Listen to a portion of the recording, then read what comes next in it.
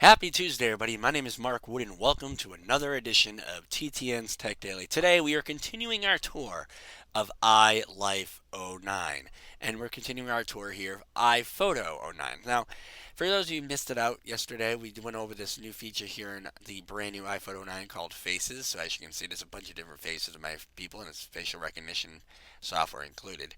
But for those of you wondering, you can check out the podcast at ttnonline.net for yesterday's news about what this is all about. Today, we're going to continue on our tour and by showing you a new program application called Places. Places, folks, is simply amazing. As you will see in just a moment, a map of all the places that I have been with my photos will come up on your screen.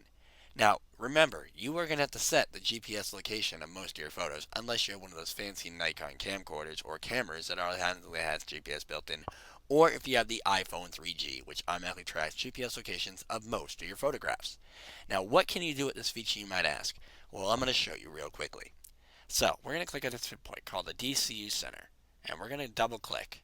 And we're going to zoom all the way in to where these photos were taken. Now, you're going to notice a bunch of new stops open up here in the state of Massachusetts. All over the North Shore. We get Richardson Ice Cream Nightclub, Town Line, Boston, other cities. We get all kinds of different places they see them popping up on the screen. The DCU Center in Worcester. All these different places are just growing. You can tell I'm basically amazed here in Boston. But as you can see, there's more and more and more places popping up. Now you're wondering, how did I set these places up on my computer? Easily as anything, folks. Now it is a group of images on your computer that you want to set up to work.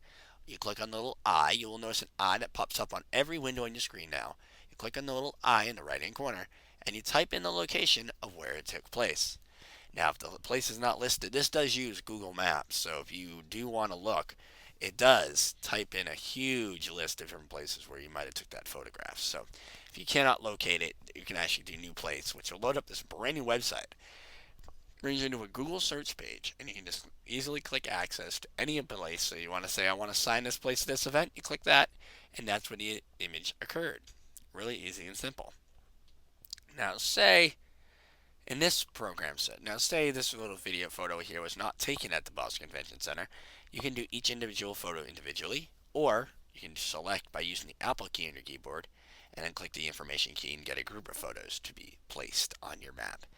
Now remember, you are going to have to do this, so if you have a big library, it's going to take you a while to upgrade, but other than that, the upgrade is really, really quick. Really, really simple. I did all my Chicago images over here. This is when I went to the conference in Chicago. You guys saw that podcast a few months ago from October. You can see that I'm just getting deeper and deeper into Chicago, and you'll soon see a bunch of different dots that are going to pop up in the city of Chicago. Hopefully, yep. See? All different places I've been in Chicago. Navy Pier. I went from Grant Park to the Hard Rock Cafe. So you can actually see I stayed in a very small part of Chicago. So this huge part of Chicago we're going to go to this year and check out.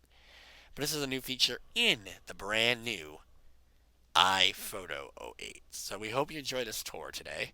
Tune in tomorrow as we're going to be going over some of the new features in iMovie and possibly iWeb. Who knows what will be on tomorrow's show. Tune in to TTN Tech Daily tomorrow for another great edition of TTN Tech Daily. For right now, I am Mark Wood. You want to email us at listeners at thatech.net. It's listeners at thatech.net. Or you can easily visit our website at ttnonline.net.